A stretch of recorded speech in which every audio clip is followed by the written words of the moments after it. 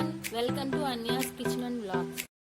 మన ఛానల్ చూస్తున్న వాళ్ళందరికీ మన స్టైల్లో మిర్చి బజ్జీని ఎలా చేయాలో చూపించాలనుకుంటున్నాను. ముందుగా ఒక కప్పు శనగపిండిని, కొంచెం సాల్ట్, తగినన్ని వాటర్ పోసుకొని ఈ మిశ్రమాన్ని బాగా కలుపుకోవాలి.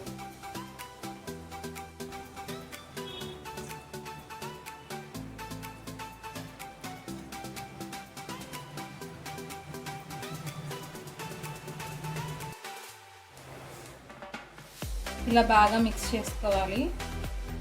మరీ ఎక్కువ వాటర్ పోయకుండా కరెక్ట్గా చిక్కగా కాకుండా మరీ వాటర్గా కాకుండా కరెక్ట్గా ఉండేటట్టు కలుపుకోండి. మిర్చిని ఇలా నిలువుగా కట్ చేసుకోవాలి.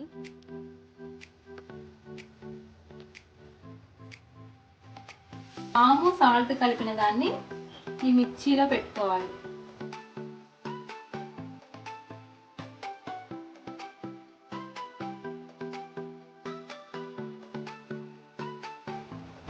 ఆయిల్ వేడైంది.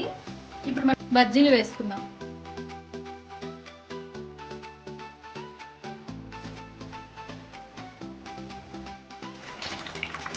ఈ బజ్జీలు 2 సైడ్స్ వేయించుకుంటూ బాగా కలర్ వచ్చేంత వరకు వేయించుకోవాలి. చూసారుగా, కలర్ వచ్చిన తర్వాత ఈ బజ్జీని తీసి ఒక ప్లేట్లో వేసుకోవాలి. ఇంకా మిగిలిన బజ్జీలు కూడా వేస్తున్నాం.